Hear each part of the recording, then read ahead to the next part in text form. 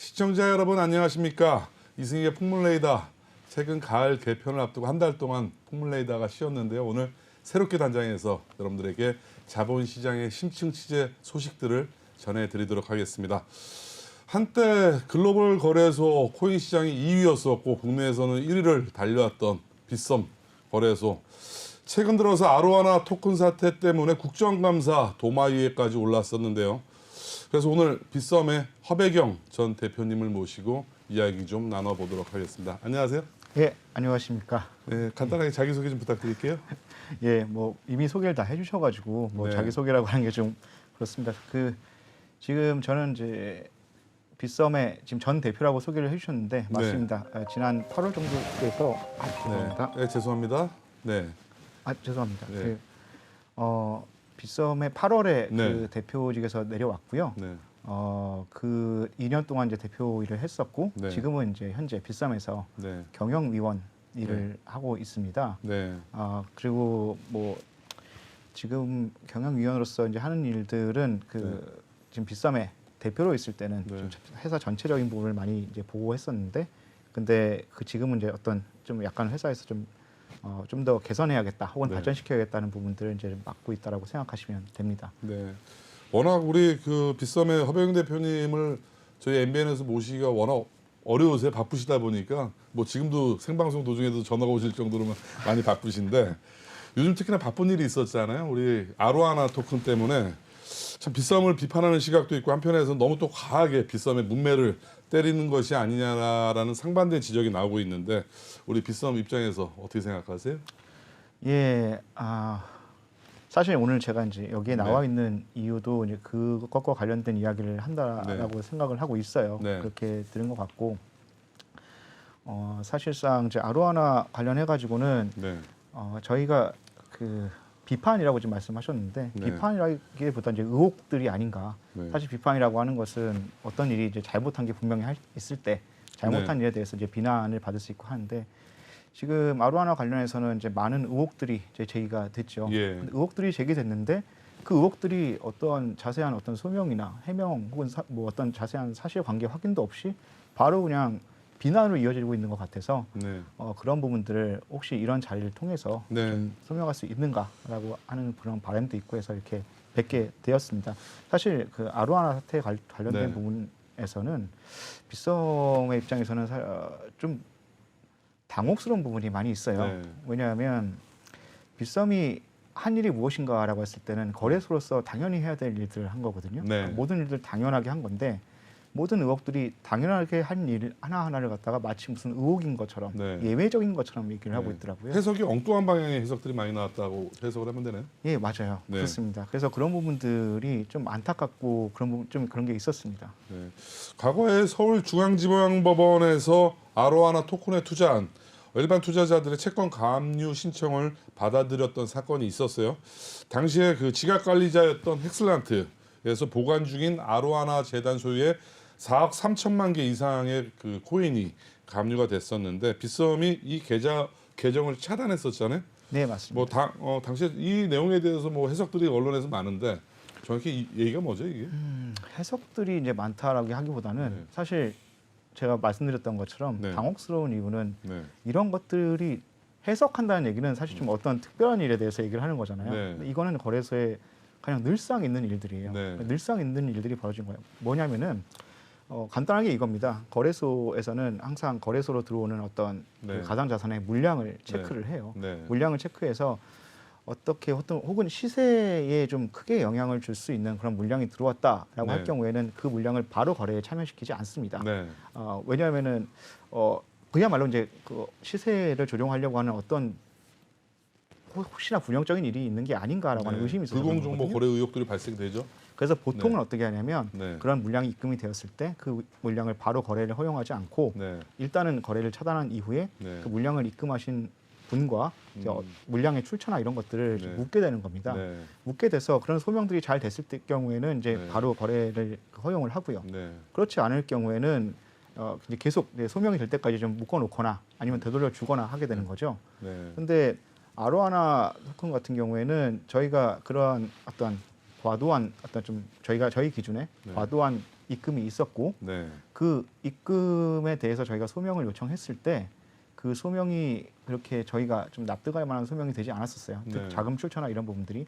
그리고 그런 부분들을 그 재단에도 좀 물어봤었는데 재단 네. 측에서도 잘 몰라서 재단 측에서 오히려 저희에게 네. 거래를 하지 못하도록 해주세요라고 오히려 아로하나 토큰 재단에서는 하지 말아달라. 예, 맞습니다. 그럼 그리고 어떤 단계가 문제인 거죠, 그렇다면? 그러니까 그것을 저희도 모르겠다는 거죠. 네. 어떤 단계가 문제가 돼서 지금 이런 비판이 있고 네. 저희가 뭐 언론에서 계속 이상하다라고 하고 또 네. 심지어 최근에는 이제 국감에서까지도 얘기가 되었잖아요. 네. 근데 이런 부분들을 보면서 할 일을 그냥 늘 하던 일을 했는데 이렇게 의혹이 돼서 당혹스러운 거고 그 아로하나 같은 경우에는 특히 저희가 거래를 차단한 이후에 네. 그 재단과 그 물량을 이제 입금한 분들 사이에 어떤 좀 갈등도 좀 있는 걸로 알고 있고요. 네. 그것 때문에 분쟁이 있더라고요, 보니까. 예, 분쟁도 있고 그것 때문에 법원에서도 그 물량에 대해서 네. 돌려두지 말고 그냥 가지고 있어라라고 하는 네. 법원 명령서까지도 저희가 받았어요. 네. 그러니까 어떻게 보면은 법원에서 시킨 대로 해서 소송이 걸린 케이스죠. 그러니까 법원의 말을 따르지 말라는 얘기예요, 그렇다면? 뭐 그런 주장으로 들립니다.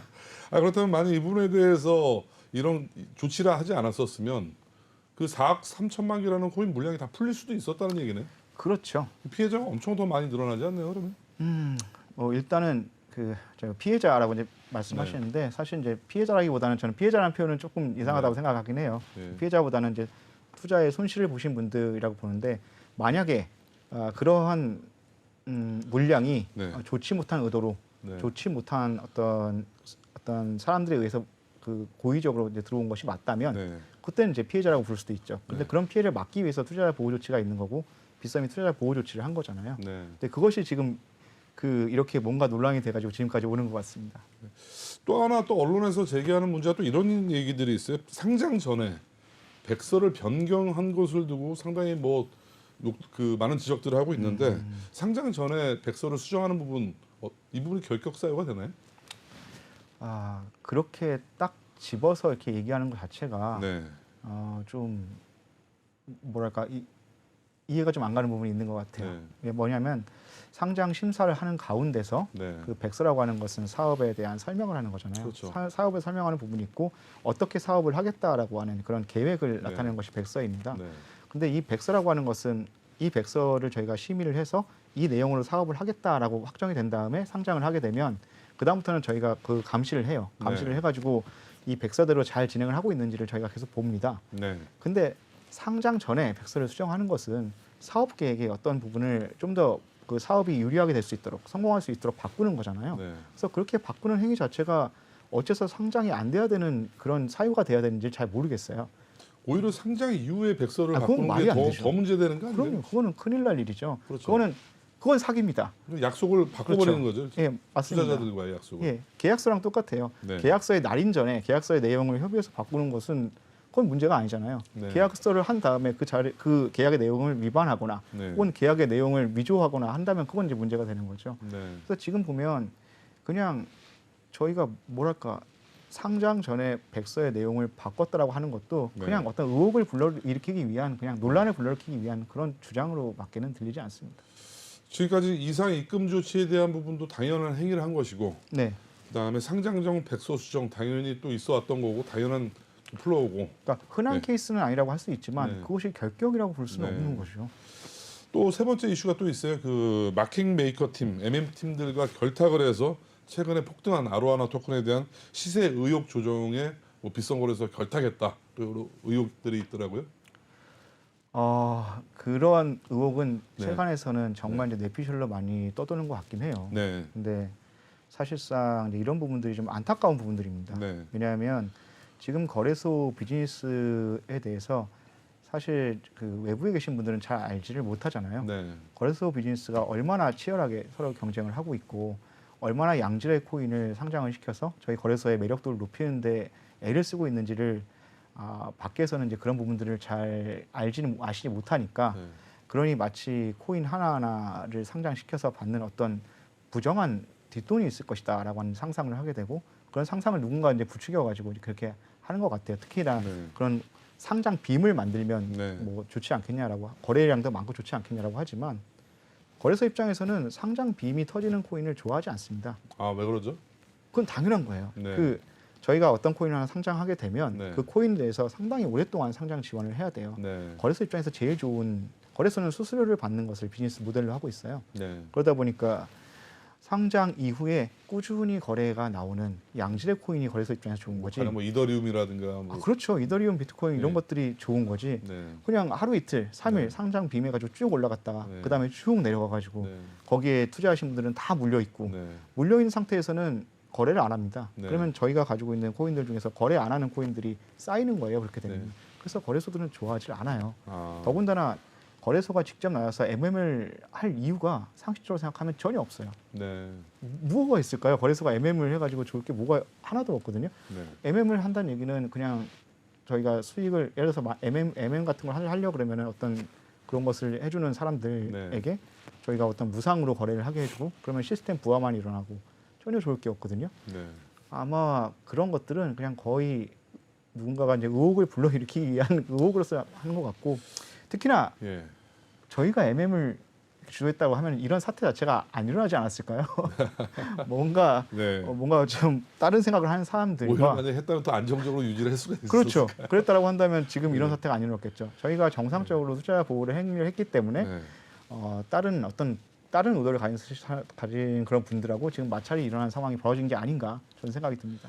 그런데 제가 차트를 보면 상장 빔이라고 했을 때 상당히 큰 폭등이 일어나긴 일어났어요. 네. 거기에 이제 고점에서 뭐 사신 분들은 상당히 손실이 좀 클 텐데 뭐 이런 부분들에 대해서 이게 뭐 빗썸만의 현상이 또 아니라면서요? 뭐 여타 네. 거래소들도 이런 상장 빔 현상이 많이 나타나고 있나요? 그런 상장 빈 현상이 네, 종종 네, 자주 나타나기 때문에 네. 가상화폐 거래 쪽이 많이 인기를 얻게 되었지 않을까라는 네. 생각도 듭니다. 네, 물론 이제 그것이 바람직하다 못하다 이런 측면의 얘기는 아니에요. 네, 그 가격이라고 하는 것은 시장에서 사고자 하는 사람과 팔고자 하는 사람이 이제 형성하는 거잖아요. 네, 그 형성한 가격이 급작스럽게 높은 쪽으로나 낮은 쪽으로 막 변경이 된다라고 하는 것들을 저희가 거기에 대해서 어떤 가치 판단을 둘 건 아닌 것 같고 네. 예시를 들자면은 사실 타 거래소에 있는 코인들도 있어요. 코인들도 보면 뭐 아로하나가 막 뭐 유일한 케이스냐 뭐 그런 것도 아니고 네. 보면은 뭐 제가 가지고 있는 자료가 뭐 있는지 모르겠지만 예 뭐 스토리지라든가 네. 뭐 아니면은 저희 골렘 같은 그런 아티브 뭐 이런 뭐 제가 일일이 이름을 다 얘기할 수는 없는데 상당히 많이 있고 그런 것들은 거의 500만% 이렇게 올라간 것들도 기본이 있습니다. 몇백만 %들이 많더라고요 보니까. 예. 이건 뭐 그런 주식에서 것들이- 상상도 못할 일인데. 예, 있죠. 그래서 네. 상한이나 하한이 없고 이제 저희는 상한이나 하한이 없는 것이 또 투자의 특징이기 네. 때문에 또 그런 특징들을 잘 알고 들어와서 하시는 거고 또 그런 부분들을 어떤 부분은 기대하는 부분이 있기 때문에 네. 또 하는 게 있잖아요. 그래서 사실상 아로하나가 소위 상장 빔이라고 하는 시세 급등이 있었던 것은 사실이나 네. 그러나 그것이 뭐 아주 특이한 사건으로 보기는 좀 어렵다라고 네. 생각을 합니다. 이게 뭐 대본에는 없는 질문인데 저도 예전에 과거에 몇 년 전에 그 취재를 할 때 항상 의혹들은 많이 있더라고요. 뭐 이 상장 빔이라든가 MM과 뭐 결탁했던 얘기들은 많은데 저도 취재를 하는 과정에서 뭐 결정적인 증거를 제가 받거나 그러지 못했는데 왜 유독 거래소와 상장 빔에 관련된 연루설 이런 얘기들이 왜 계속 나오는 건가요? 과거 예전에 몇 년 전엔 이런 일들이 있었나요? 늘 있어 왔다라고 봐야 될 것 같습니다. 네. 늘 있어 왔는데 네. 그러니까 없던 일이 생겼다기보다는 늘 있던 일들이 요새 예. 더 많이 주목이 되고 있다라고 네. 봐야 될 것 예. 같아요. 네. 근데 이제 지금 이런 부분들은 사실상 어떤 면에서는 지금 제도화 과정 중에 있고 네. 이제 이런 분들이 제도가 없어서 그렇다라고 하는 건 아니에요. 네. 다만 어떠한 저희가 제도화라는 것이 지켜야 될 규정들을 만들어 나가는 거잖아요. 그런 그렇죠. 규정들이 다른 자산의 다른 투자 자산 시장보다는 좀 덜하고 이런 부분이 있다 보니까 네.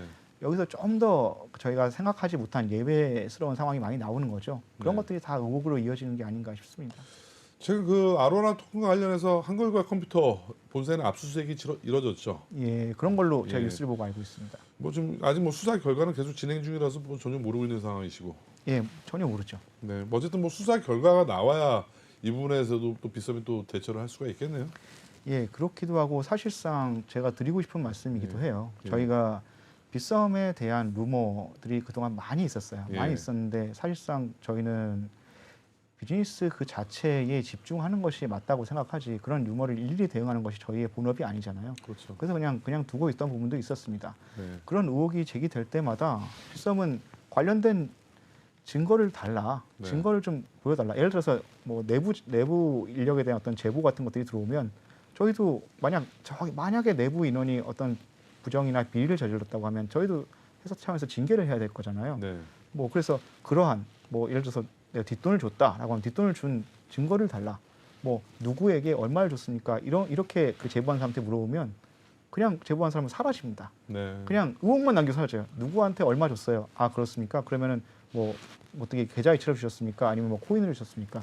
이체한 어떤 스크린 캡처 같은 거 주세요라고 하면 그 메일 계정이 없어지고 없거나 그래서 지금까지 한 차례도 없었어요. 자세한 증빙이 온 적이 한 번도 없었고요. 뭐 그런 무수히 많은 메일과 네. 제보가 있었으나 네, 끝까지 제보만 한 번 해보면 끝이에요. 항상 흐지부지 없어지고. 그리고 그 이후에 그런 어떤 제보를 저희한테 한 사람도 있지만 경찰에 한 사람도 있잖아요. 네. 그럼 저희 그렇게 지목된 사람들이 나가서 수사를 받습니다. 네. 조사를 받고는 지금까지 다 혐의 없음이에요. 아. 그러니까 전부 다 혐의 없음인데 그렇다면은 뭐 저희가 그럼 이제 뭐 수사기관까지 뭐 빗썸과 짜고 있다 이렇게 얘기할 건 아니잖아요. 저희는 그 대한민국 국민으로서 대한민국의 수사기관이 공정하게 수사한 결과를 믿어야 한다고 생각해요. 아, 그럼요. 예, 그래서 그 근거에 의해서 지금까지도 아무것도 어떤 이상이 없었고 지금 한컴과 관련해 가지고 한컴이나 재단 쪽에서 무엇이 어떻게 잘못됐는지는 잘 모르겠어요. 네. 그거는 이제 그 조사에 따를 거고. 근데 빗썸이 연루되었는지도 여기 조사하는 과정에서 나올 거잖아요. 네. 나온 거에 대해서 얘기하는 게 맞다라고 생각합니다. 어쨌든 팩트는 상장 당시에 상장 빔을 이끌었던 MM 세력은 분명히 있어 보이죠. 그거를 그렇게 알 수 있는 게 아니에요. 아니, 그러니까 누구라고 특정할 수는 없지만 뭐 저렇게까지 폭등할 수는 없지 않나요? 저게 누가 인위적으로 끌어올리지 않아요? 그거를 네. 그렇게 딱 단정하기 어려운 게 네. 뭐 저희가 해외에 있었던 뭐 게임스탑이나 뭐 네. 이런 부분들도 보면은 네. 커뮤니티들에서 이끌어간 것들도 있어요. 동호회라든가. 네, 맞아요. 네. 예, 그런 것들을 다 세력으로 볼 것이냐 뭐냐 하는 네. 것들이 있고 네. 기본적으로 뭐 거래소들이 어떤 특정한 세력들에 대해서 일부러 용인하는 게 아니냐라고 하는 그런 얘기들도 있긴 한데 네. 사실은 그러한 것들을 잡아낸다는 게 쉬운 게 아닙니다. 그러면 뭐 주식시장이나 이런 데서 그냥 다 쉽게 잡아냈겠죠. 주식시장도 마찬가지예요. 무조건 뭐 폭등했다고 해서 주가 조작으로 볼 수는 없거든요. 예, 맞습니다. 네. 그냥 저희가 볼 수 있는 정도를 보고 네. 그 안에서 어떤 이상적인 형상을 발견하지 못했다라고 하면은 거래를 뭐 중단시킬 수 없는 거고요. 네. 생각하시는 게 맞습니다. 빗썸이 어떤 수사기관도 아니고 어떠한 것들을 다 알아낼 수 있다라고 생각하는 것 자체가 빗썸도 그렇고 다른 것들도 마찬가지고 불가능한 일이죠. 근데 주식의 예가 나왔지만 증권거래소 같은 경우는 과열 급등을 했을 때 뭐 매매 거래 정지 조치가 있다든가 이상 과열 조치라든가 뭐 이런 시장 조치들이 있는데 예. 이 코인 쪽 업계 쪽은 이런 거래 조치들이 없나요? 이상 과열 급등 시에는? 그러니까 이상 과열을 일단 정의할 수가 없으니까요. 예. 그리고 거기다가 코인 시장은 글로벌 시장이에요. 네. 그러니까 예를 들어서 저희가 비트코인 가격이 올라가고 있다고 해서 그냥 해외 뭐 미국이나 중국에서 이런 데서 올라가고 있는데 저희는 닫아버릴 수 없잖아요. 그렇죠. 그럼 오히려 또 시장이 역효과가 나니까. 당연히 그렇습니다. 네. 그러다 보니까 코인 시장에서는 그런 것들이 근본적으로 불가능하고 네. 그러면은 어떻게 할 수 있는 조치가 있겠느냐 네. 그런 것들을 지금 많이 논의하고 있는 게 제도화 과정에서 일하시는 분들 네. 뭐 이런 분들이 지금 닥사라든가 하는 그런 데서 다 논의를 하고 있는 거잖아요. 네. 그 논의가 진행되고 논의에서 어떤 것들이 나오면 저희 그런 빗썸 거래소는 당연히 거기서 논의된 내용을 그대로 적용을 할 거예요. 네. 자, 이제 또 다섯 번째 쟁점 사안이죠. 그 빗썸에 관련된 이면 계약 논란이 있습니다. 동일한 사안에 각기 다른 계약서가 작성이 됐다라는 또 의혹을 제기했던 언론이 있는데 이건 어떤 내용이죠? 그러니까 어떤 내용인지를 제가 모르죠. 없는 일이니까요. 아, 있는데 뭐가 잘못한 뭐 보도가 된 것이 아니라 아예 없는 일이 보도가 됐다. 그러니까 뭔가 네. 오해를 살 만한 일조차 없다. 즉 네. 빗썸은 상장 계약을 할 때 보통 계약을 두 가지를 해요. 네. 그 상장 계약과 또 이제 이벤트 관련된 계약 두 가지를 합니다. 네. 계약서가 두 종류가 있다는 거죠? 네, 맞습니다. 네. 두 종류 계약을 하고 어떤 네. 재단도 마찬가지예요. 네. 그렇게 하고 있는데 네. 아로하나도 특별히 뭐 계약 과정에서 계약서가 뭐 변경됐다거나 뭐 다시 수정됐다거나 다시 논의했다거나 이런 것도 없고 그냥 똑같이 두 개의 계약서를 맺었어요. 네.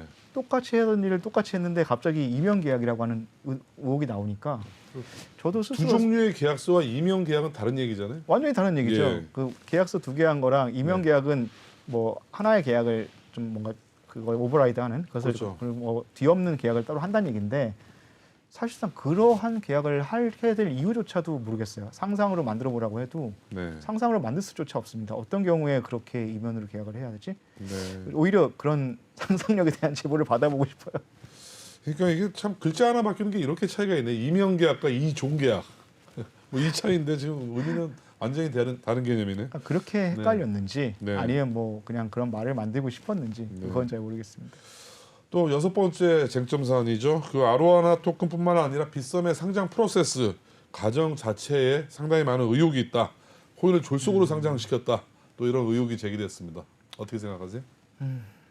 그러한 의혹은 뭐 계속 많이 있었었는데 네. 사실 뭐 그런 데서 뭐 설명을 한다는 것 자체가 누굴 잡고 설명을 하겠습니까? 근데 네. 오늘 이렇게 기회가 됐으니까 말씀을 드리면 일단 코인을 졸속으로 상장시키는 일이 거래소에서 왜 벌어질까요? 그런 일이 벌어질 이유가 없거든요. 네. 그런데 그냥 그렇게 생각을 하는 것 같아요. 거래소는 지금 현재 저희 빗썸이 한 200여 개 되는 코인을 가지고 있을 거예요. 네. 200개 좀 안 되는지 더 되는지는 상황에 따라서 좀 다르겠지만 아마 그 경쟁사로 있는 것도 거의 비슷할 거라고 생각을 합니다. 네. 근데 왜 200개냐라고 하는 거예요. 200개 정도가 저희가 딱 유지할 수 있는 정도입니다. 코인을 하나 상장하면 그냥 여기 그 보통 모르시는 분들은 그냥 상장하고 끝나고 거기에 아무런 유지 보수 비용이 안 들어가는 거라고 생각해요. 근데 아니죠. 상장을 하나 하면 그 코인이 그 백서에 나온 내용들의 사업을 계속 하고 있는지를 계속 확인하는 인력도 있어야 되고 네. 거기 관련된 시스템도 증축을 해야 되고요. 네. 코인마다 다 그 운영하는 시스템부터 해서 그것을 백업하는 시스템, 지갑 시스템 다 따라 붙거든요. 그렇겠죠. 예, 그러다 보니까 그런 것도 다 유지 보수해야 되잖아요.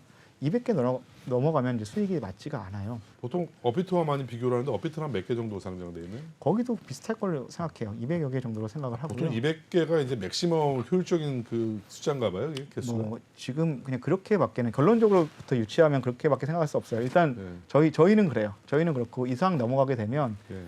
지금 하고 있는 어떤 그 종목 수를 좀 더 효율적으로 관리할 수 있는 방법이 나온다면 또 늘어날 수도 있겠고, 뭐 아니면 좀 더 큰 수익을 주는 코인들이 시장에 많다면 늘어날 수도 있겠지만 네. 현재는 그렇습니다. 근데 문제는 그 200개밖에 안 되는 코인들을 양질의 코인으로 유지하기 위해서 얼마나 거래소들이 애를 쓰고 있는지를 전혀 모르고 이런 졸속으로 한다라고 하는 얘기를 하는 것 같아요.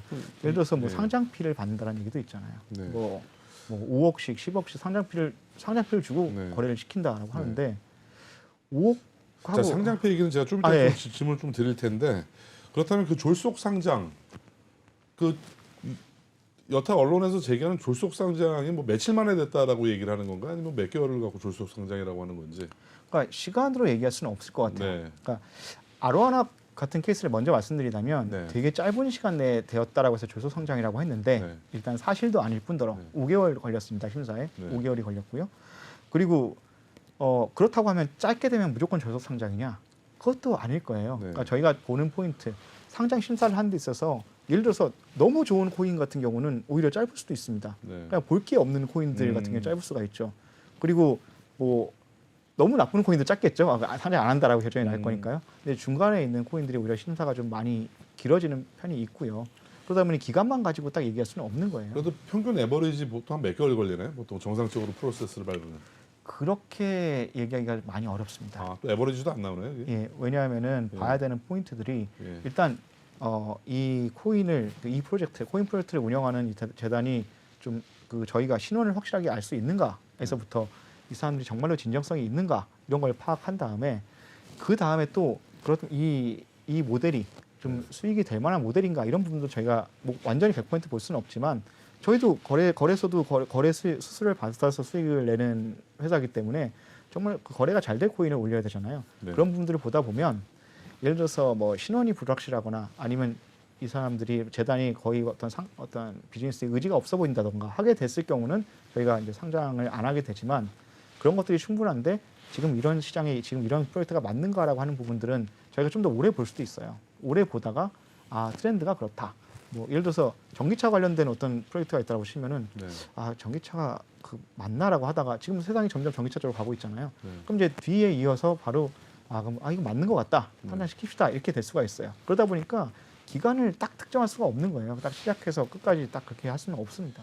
이 상장과 관련돼서는 우리 시청자분들 코인 투자를 하시는 분들이나 재단 관계자들이 상당히 궁금해하는 질문이에요. 왜냐하면 워낙 이게 이제 상장 심사가 사실 뭐 투명하거나 그런 절차가 아니고 상당히 블라인드가 쳐져 있고 시장에 온갖 코인들 재단들이 다 빗썸이나 업비트에 지금 상장 심사를 하고 있다.